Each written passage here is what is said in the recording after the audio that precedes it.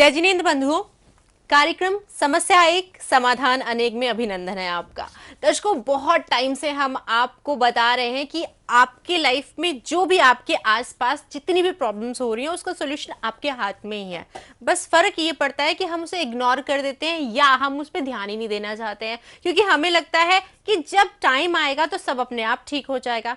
अगर हम अपने बच्चों की एजुकेशन के ऊपर भी बात करते हैं, हम अपने बच्चों के लिए बहुत सारी प्लानिंग करते हैं और लेकिन साथ में ये सोचते रहते हैं कि चलो अभी तो बहुत टाइम है, हम प्लान करते हैं, सेविंग्स करते हैं, धीरे धीरे करके जब भी वो हायर एजुकेशन के लिए बाहर जाएंगे या देश में ही रह के कुछ करना चाहेंगे तो हमारे पास इतनी सेविंग्स हो जाएगी, हम कर लेंगे।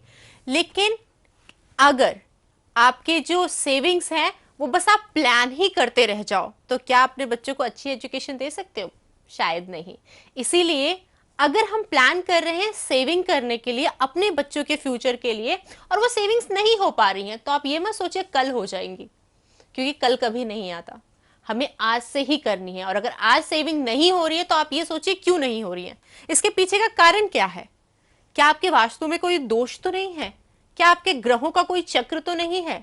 ये जानना बहुत जरूरी होता है, क्योंकि ये सब डिपेंड करता है हमारे ऊपर। हम क्या कर रहे हैं, क्या नहीं कर रहे हैं, किस तरीके से लाइफ स्पेंड कर रहे हैं। तो चलिए आज हम इसी पे चर्चा करेंगे कि क्यों सेविंग्स नहीं हो पाती हैं। हम अपने बच्चों को एजुकेशन देना चाहते हैं लेकिन क्यों उनकी एजुकेशन में रुकावट आती है। बहुत इंपॉर्टेंट है ये टॉपिक्स आप सभी के लिए।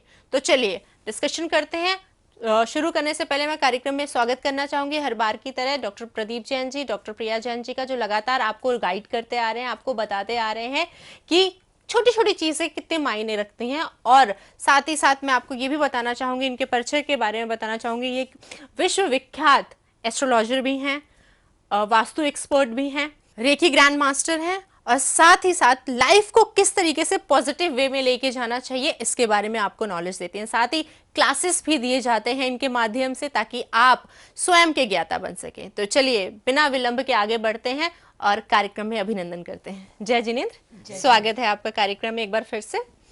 बहुत इंपॉर्टेंट टॉपिक है ये जो आज हमारे दर्शकों के सामने हम लेकर आए हैं, सेविंग्स, बच्चों की एजुकेशन। बहुत प्रयास करते हैं लेकिन बहुत सारे इश्यूज आते हैं सेविंग्स करने में भी और हम कल पे बात टाल देते हैं।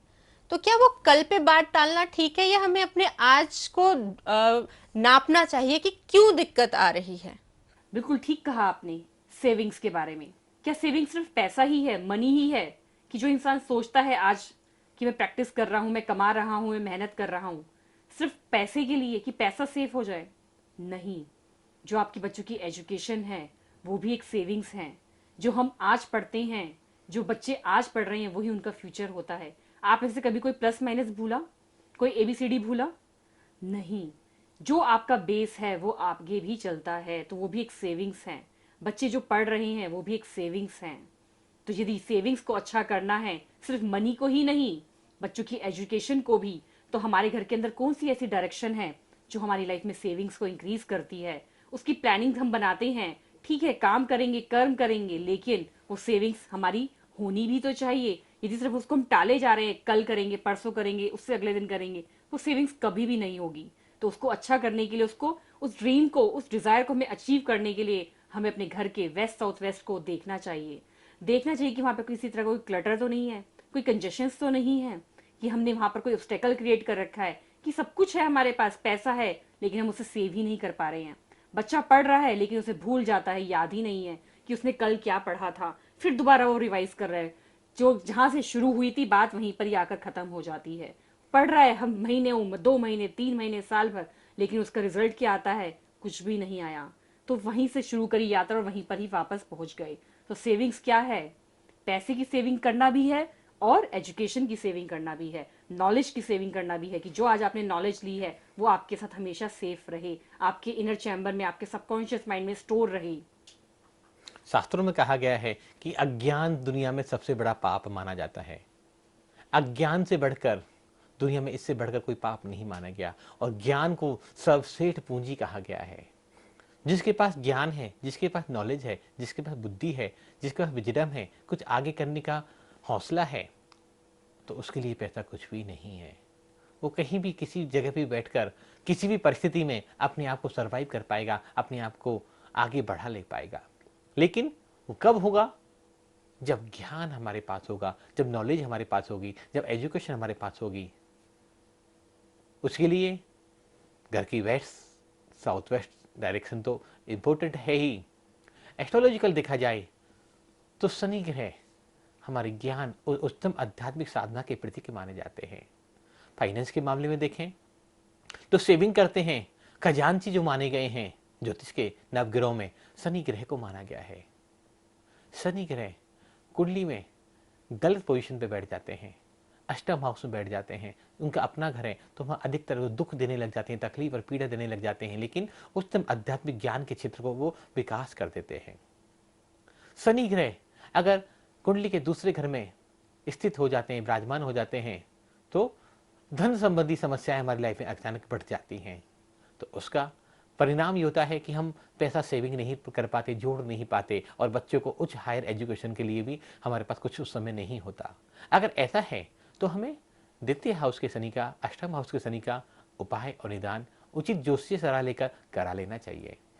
द्वितीय हाउस में शनि के बारे में ऐसा कहा जाता है कि हमने पूर्व जन्म में साधु संतों का अपमान किया हो, उनकी निंदा की हो, उनका साथ कोई दुर्व्यवहार किया हो, जिस कारण से वो पाप इस जन्म में हमारे साथ वो पाप इस जन्म में हमारी लगन कुंडली के रूप में हमें दुख देने के लिए उपस्थित हो जाता है। वो जो बात है वो हमारे साथ कैरी फॉरवर्ड हो रही है, उसको हमने वहां पर करने के बाद वो चीजें हमारे साथ तब भी चल रही हैं। अब पता नहीं ये खेल, ये गेम कितने जन्मों से चला आ रहा है।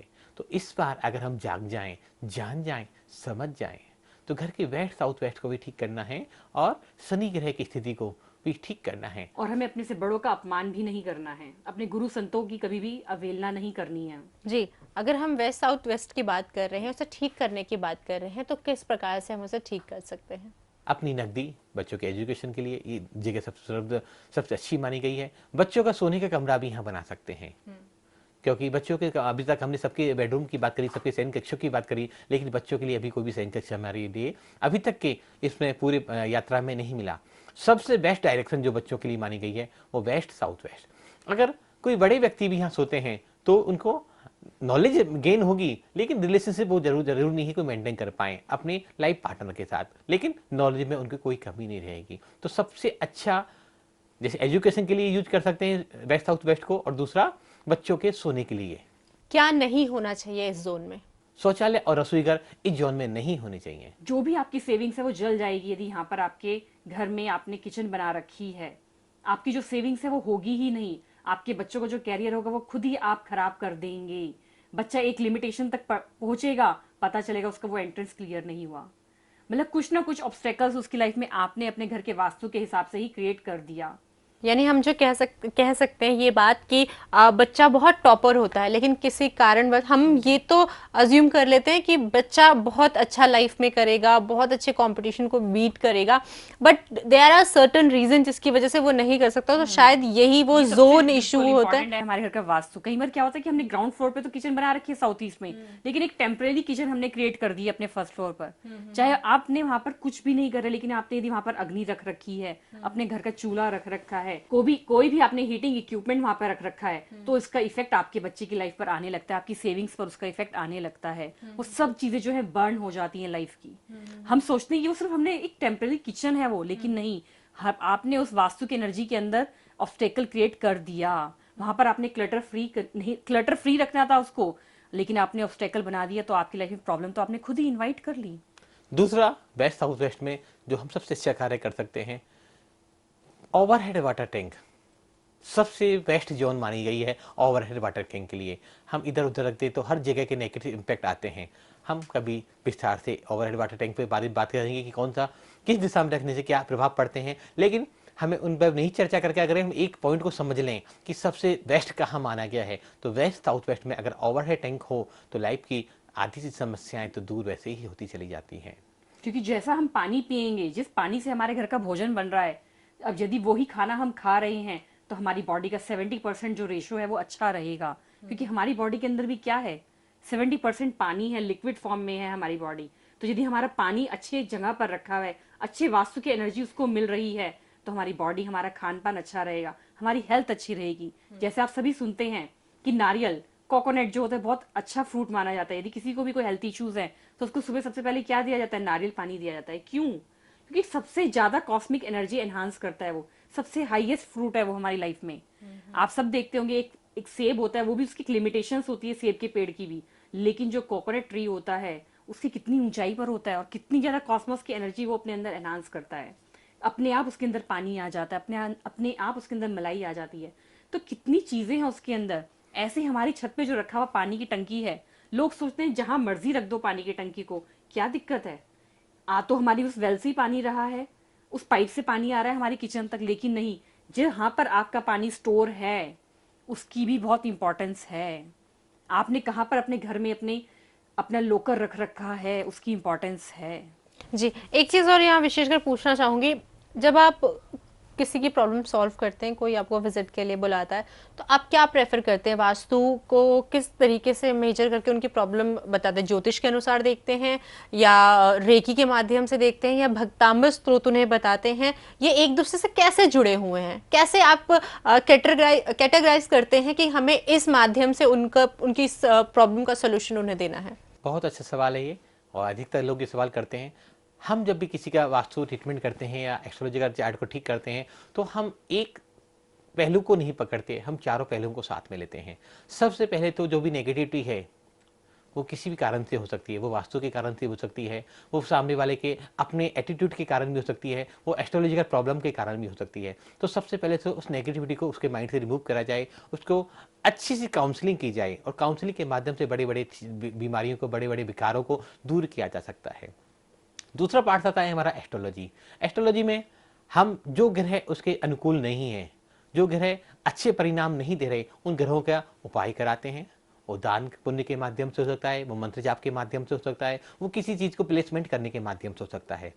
बात आती है तीसरे नंबर पर वास्तु की। वास्तु थर्ड नंबर पर पॉइंट आता है। वास्तु में अधिकतर ऐसा देखा जाता है कि हम तोड़फोड़ नहीं करा सकते और ऑप्शन नहीं भी होता हमारे पास, तो हम वहां की एनर्जी, वास्तु बेसिकली एनर्जी है, हम उन जगहों की एनर्जी को बैलेंस कर देते हैं कि एक जगह एनर्जी ज्यादा हो रही है, हाई हो रही है और नेगेटिव हो रही है, तो उस नेगेटिव एनर्जी को कैसे कट किया जाए और वहाँ पॉजिटिव एनर्जी कैसे एनहांस की जाए। जैसे कि साउथ वेस्ट में कोई नेगेटिव एनर्जी है, वेस्ट साउथ वेस्ट में कोई नेगेटिव एनर्जी है, कोई ऐसी चीज़ है, तो वहाँ कलर थेरेपी के माध्यम से, स्ट्रिप के माध्यम से, टामिट्स के माध्यम से, रतन थेरेपी, जेम थेरेपी के माध्यम से हम उस भूमि की एनर्जी को, भूमि की ऊर्जाओं को बढ़ा देते हैं, और जो भूमि के जो वास्तु दोष हैं वो शांत हो जाते हैं, वो खत्म हो जाते हैं, और व्यक्ति वहां सुकून की और आनंद की और शांति से जीवन जीने लग जाता है। चौथा पार्ट आता है कि ये तीन काम तो हमने कर लिए, रेकी के माध्यम से और भक्तामृत हीलिंग के माध्यम से हम कुछ मंत्र जाप उनको कहते हैं कि आप खुद उच्चारण करें, आपके परिवार के जन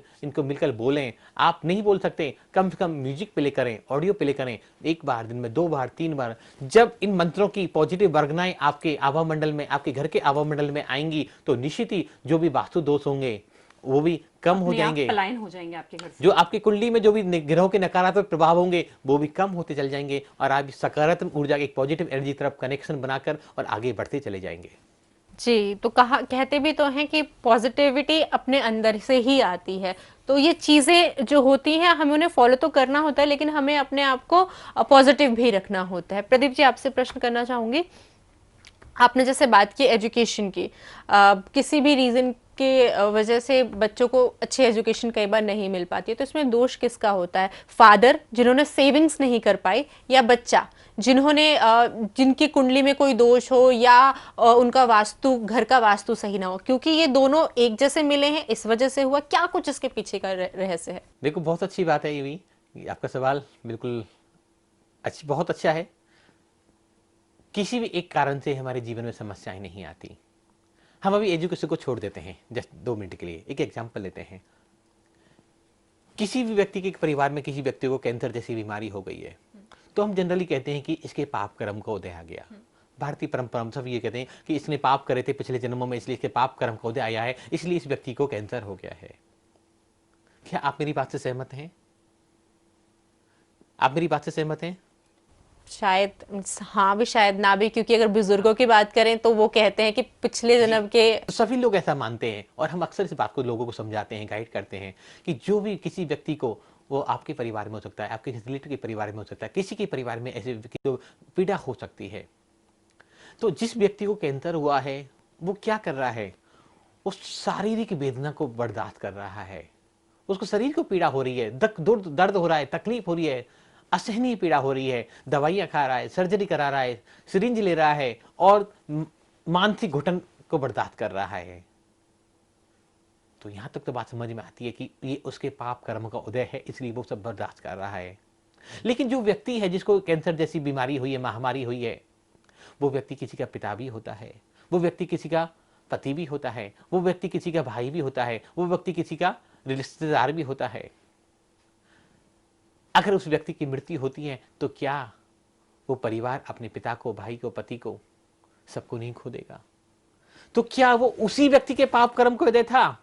नहीं, ये सामूहिक सभी के पाप कर्म को उदय आया कि किसी ने अपने पति को खो दिया, किसी ने अपने पुत्र को खो दिया, किसी ने अपने भाई को खो दिया, किसी ने अपने बेटे को खो दिया। तो सामूहिक जब सबके पाप कर्म को उदय आता है तब हमारे जीवन में एक समस्याएं आती हैं। तो आपने जो एजुकेशन की बात कही, तो ये सामूहिक पाप कर्म को उदय है कि पिता चाहते हैं कि मेरा बेटा अच्छा इंजीनियर बने, ऑफिसर बने, लेकिन वास्तु दोषों ने, कुंडली के दोषों ने उनको सेविंग नहीं करने दी। पुत्र भी चाहता है मैं बड़ा होकर अच्छा बनूं, अच्छे काम करूं, लेकिन पास्ट से उसको ऐसा कुछ नहीं मिल पाया,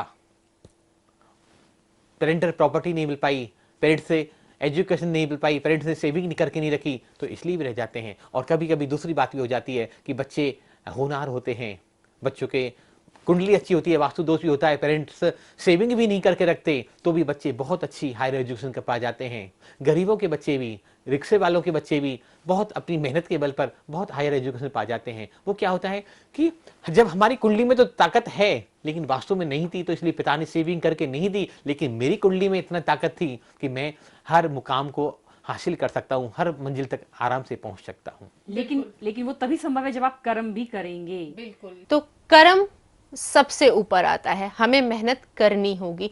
ये सारी चीजें हमें इसलिए जरूरी होती है सीखनी, करनी या इन सब के माध्यम से निवारण करना, ताकि कोई अगर इनकी वजह से रुकावट बन रहा है तो हम सही समय पे उपाय करके उस रुकावट को दूर कर सके। इसलिए लगातार आपको जानकारी दे रहे हैं और समय बहुत कम होता है लेकिन जानकारी बहुत जरूरी होती है। तो शायद इतने कम समय में हम पूरी विस्तार में जानकारी नहीं दे पाते हैं आपको, लेकिन अगर आपके जीवन में भी इससे संबंधित कोई भी समस्या आ रही है, कोई भी परेशानी आ रही है, आपको कुंडली का अवलोकन कराना है, वास्तु के बारे में डिटेल से जानना है, आपकी लाइफ भी ऐसे उथल पुथल हो रही है वास्तु और ज्योतिष के चक्कर में आपका अच्छा काम भी नहीं हो पा रहा है क्योंकि कहीं ना कहीं के ग्रह आपको रुकावट दे रहे हैं इसमें, तो आप हमसे संपर्क कर सकते हैं।